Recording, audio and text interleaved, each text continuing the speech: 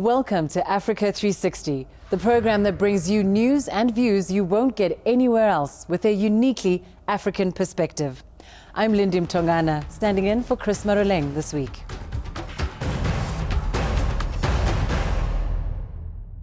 Stop it, Winston. Stop it. What's happening? Why are you punishing me? Over nearly 5 decades, South African actor and playwright John Kani has become a towering figure of South African theatre. After spending some time overseas, he returned home, and since then, many of his works have been staged here at the Market Theatre in the heart of Johannesburg. By the way, I was wearing a white shirt. One of the greatest artistic talents South Africa has ever produced. Legendary playwright and director Dr. John Kani is widely recognized as a genius of stage drama locally as well as internationally. He's going to rush to you, your father. He faced many challenges during the reign of the apartheid government, but still managed to tell the South African story through dramatic theatre to a global audience. His first major plays, The Island and Sizwe Banzi is Dead, were written in collaboration with fellow actors Winston Shona and Athol Fugard. They became international hits at the time. And these productions still resonate with the audiences more than 40 years after they were first performed. Despite being highly politicized at a young age, it was only through his historic meeting with Athol Fugard and the Serpent Players theatre groups in the 1960s that John Kani realized he could use his acting skills on the stage to protest against the brutal and unjust laws of apartheid South Africa.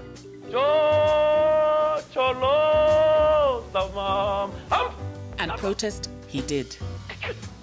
His plays drove home a message, and inevitably he managed to upset the authorities.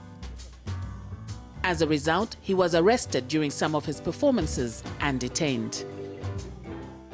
Kissing a white woman on stage during a performance of Miss Julie in Cape Town in 1982 was nearly his undoing, though.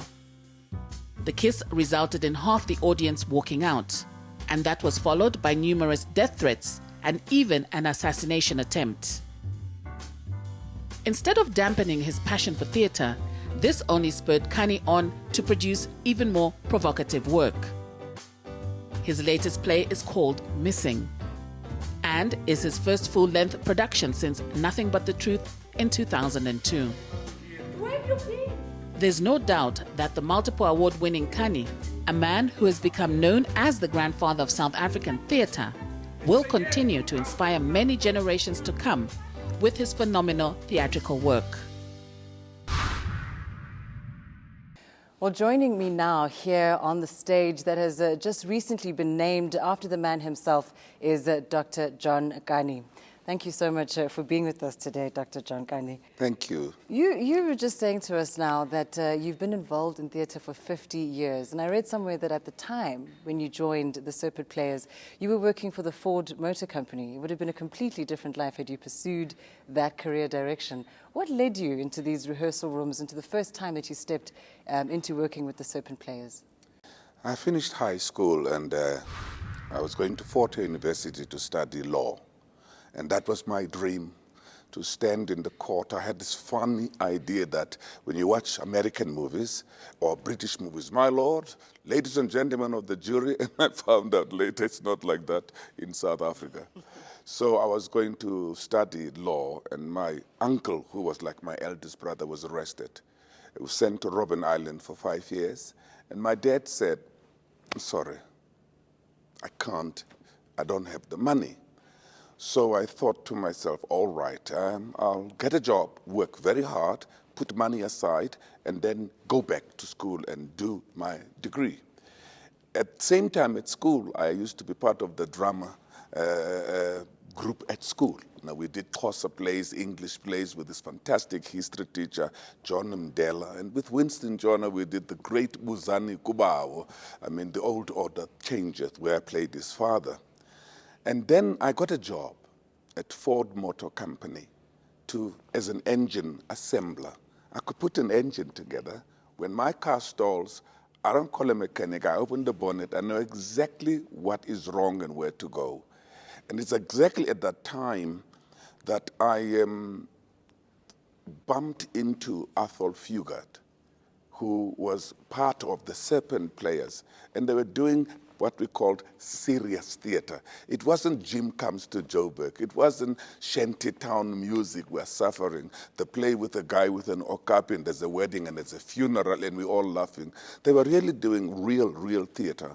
So I joined them, and they were doing a play called Antigone in 1965. And I wonder whether or not you were aware at any point in those early days of your own unique talent and the potential that you had to really create a change in this country through theatre. I had an idea that I liked what I was doing. I was very proud of the work I was doing. But it was really in the 70s when we wrote Sizwe Banzi is Dead with Winston John and Athol Fugard. That sort of shook the world and exploded. First on the township stages of this country, on a hit-and-run basis. You perform in one night, the cops come, you're in another township. And when they find you there, you're in another township. You could only perform one night because you don't have the permit to perform from the superintendent. So you'll only be told you can't perform because you don't have a permit, but you've left already. Now, what's quite interesting, though, and as much as you say you were foolhardy young men, there were times that using theatre as a tool to fight against the state really did come very close to personal issues and a personal danger to yourself. Yes. You yourself were stabbed, you were detained, you lost a brother during this time. Did it ever at some point seem like you needed to change tack, to leave the theatre and find another way perhaps to pursue change in this country? Look, there was only one alternative. Either you continue what you're doing in the theater or you leave the country, And that was the ultimate goal, to leave the country. But there was another sort of more noble, is to be arrested and sent to Robben Island, which we call the University of Life, where you will then go and graduate, and because there will be the senior leadership of the movement. And that was an incredible honor.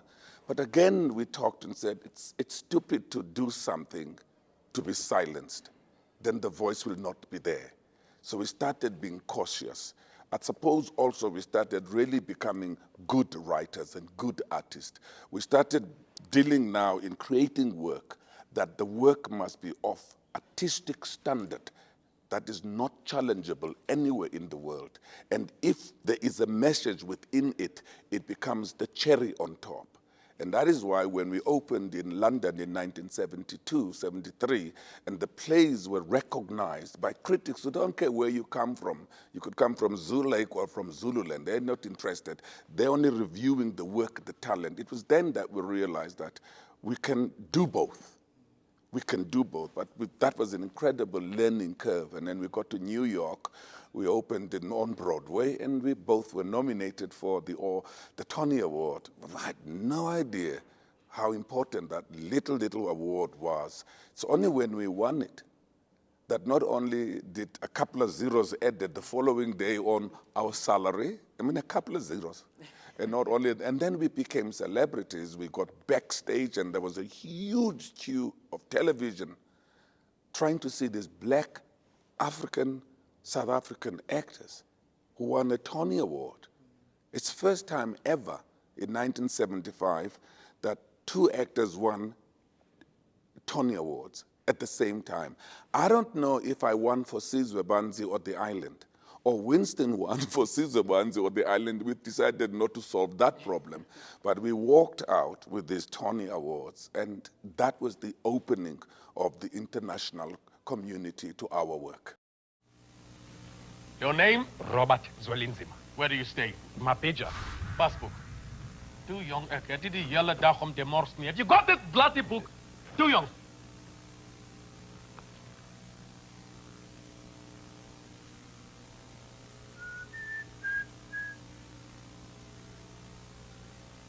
Where do you work? Feltex. Feltex. Boss is bloody hard. You can't have time for bitterness when you're doing good work, when you know that the work is appreciated.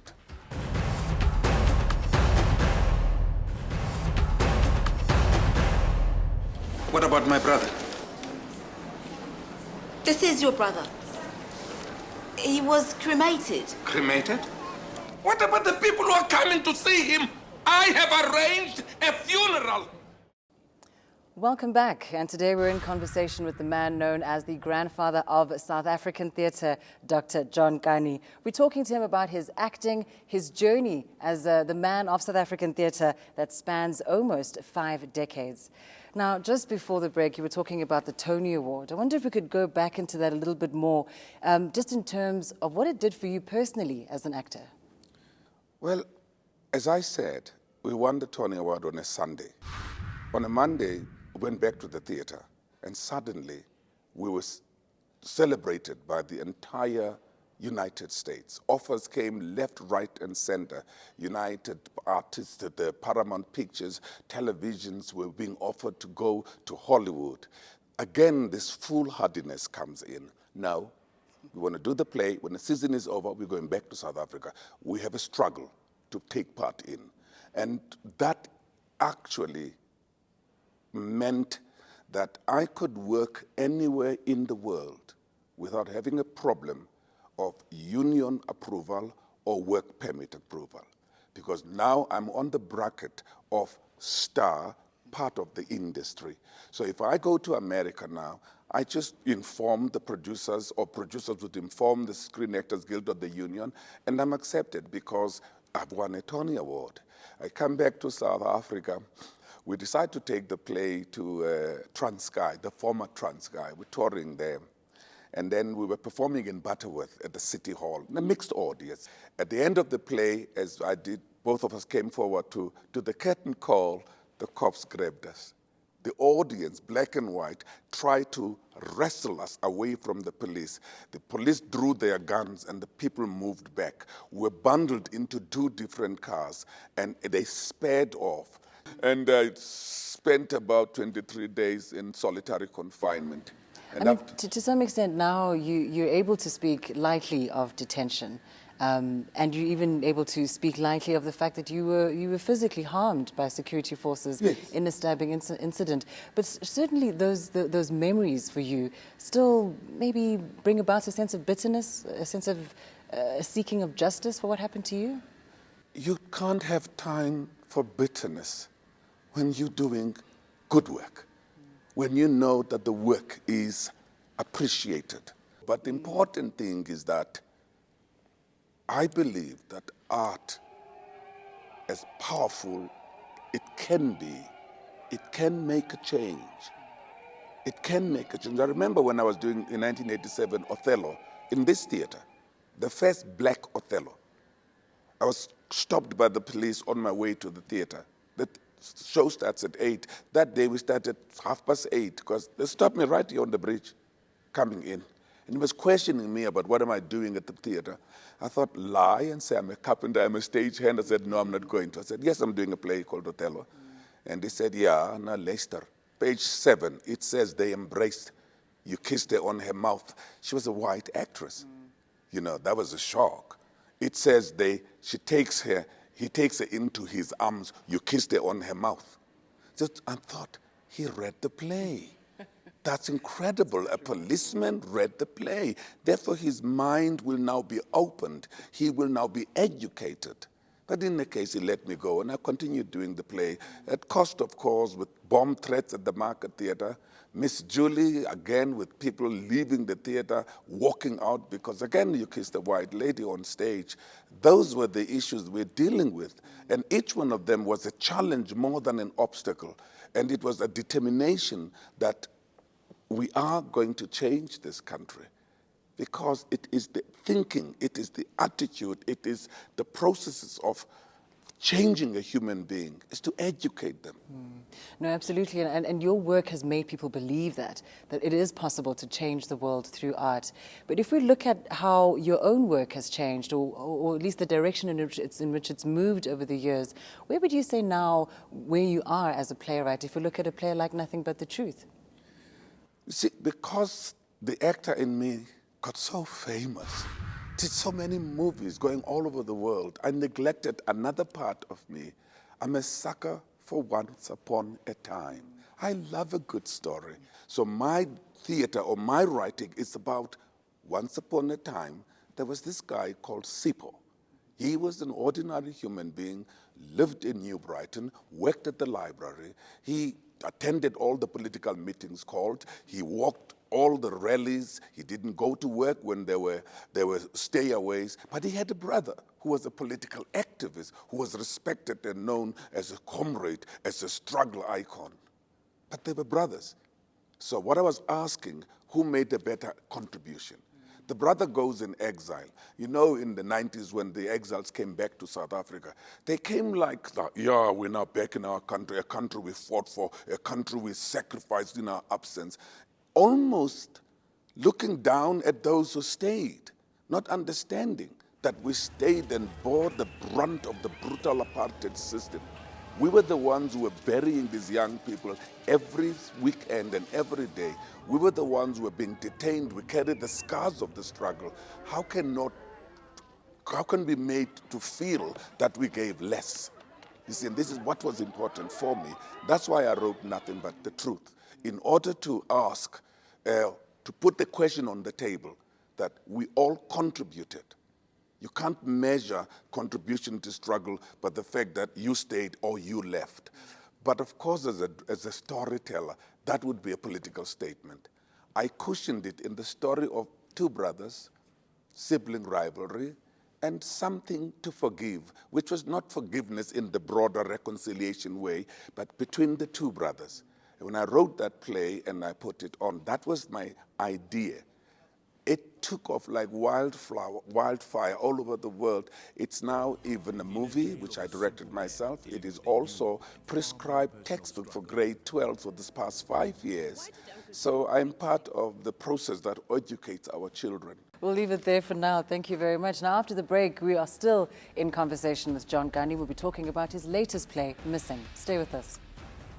These are the things that are part of the story that I tell. If you then see yourself as part of that, you're looking at the mirror. Blame the mirror.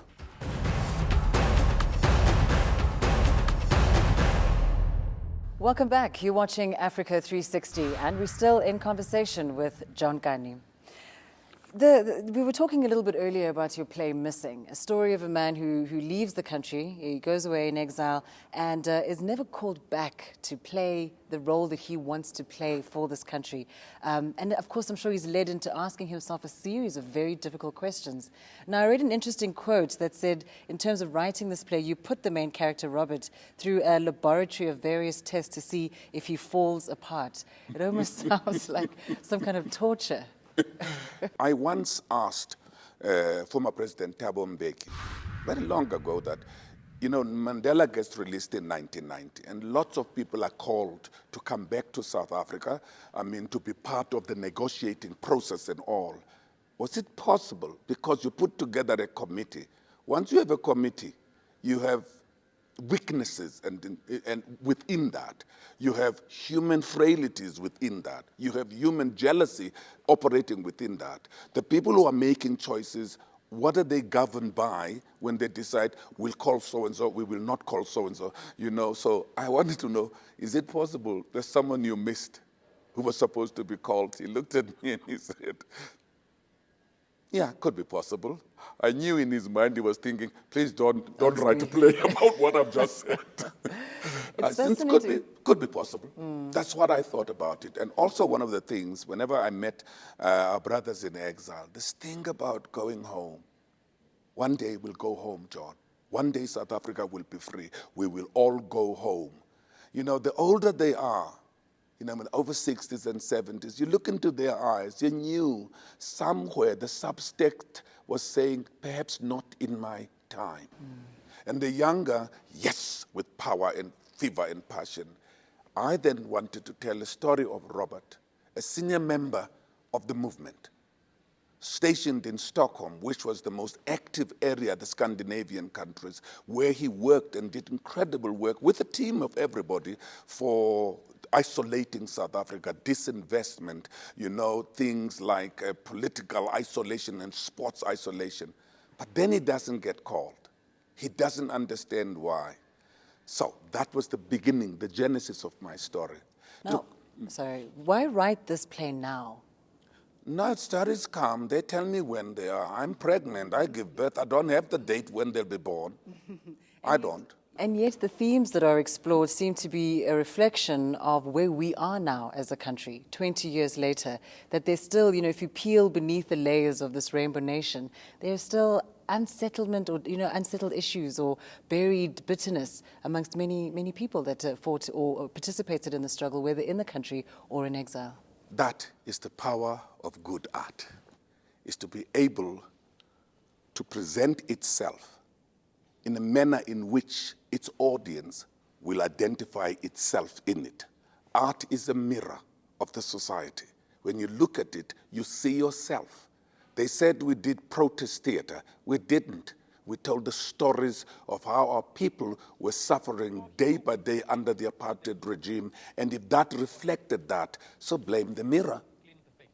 If I present the play today and it talks about unfulfilled promises, it talks about the hurt of not being acknowledged and recognized. And if it talks about the greed that is uncontrollably growing within our own communities, it talks about the misplacement of the trust of people in their leadership. These are the things that are part of the story that I tell. If you then see yourself as part of that, you're looking at the mirror, blame the mirror.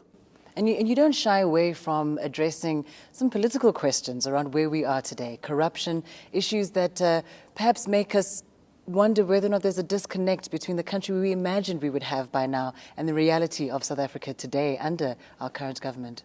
Of course, I was speaking in New York to some of young people who came out of Egypt, and they were celebrating the fact that the artists played a critical role in that spring fever.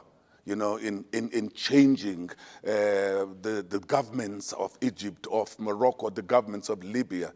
And I just said to them, just bear in mind that the artists always play a role in identifying the ills of the society, in mobilizing the people to speak out or even rise against it, because we're free spirits. We're the thermometer that measure the temperature, that measure even democracy. We are the custodians of our freedom. We are the people who are silenced first when dictators are beginning to emerge within our own democracy. That's our role. But the problem is, once the new government comes in place, we become enemy number one. They know exactly what we did to get them there, so they decide to ban journalists, to arrest journalists, to ban literature, to look at artists, detain artists. These are the same people we helped to get into freedom. But what they forget is that we can do it again. I used to say is that, yes, South Africa became a democracy. I took my cultural AK-47 and put it away. I didn't throw it away. Put implies I know where it is. So protest theater will rise again if I'm unhappy as an artist and as a citizen where I am now. But I must say, in celebrating 20 years, it is a miracle. We have a government that comes from a history that was unimaginable. A situation in this country that some of us even believed that perhaps God wants to punish the African. And today we celebrate a democratic South Africa. All right. Well, my final question, we did mention earlier that your first play in 1965 was Antigone. So it'll be 50 years since then when it comes to next year. And I suppose what people wonder is what's next for you? Is retirement on the cards at any point? I'm only 70. I still got 30 years to go before I retire. I will retire at 100 when I can no longer remember. Even then, I could still be the whodunit. I start the scene and someone shoots me, and the movie is about who did it, who done it. You are a living legend indeed. Thank you. Thank you. Thank you. Thank you very much. Well, that brings us to the end of this week's episode of Africa 360. But tell us what you think. Share your thoughts on our discussion today with Dr. John Kani, and in particular, Africa's potential for the growth of its film and theatre industry. You can always find us on Facebook or send us a tweet at Africa360_ENCA, or send us an email, africa360@enca.com. So until next time, when we bring you Africa like you've never seen it before, take care.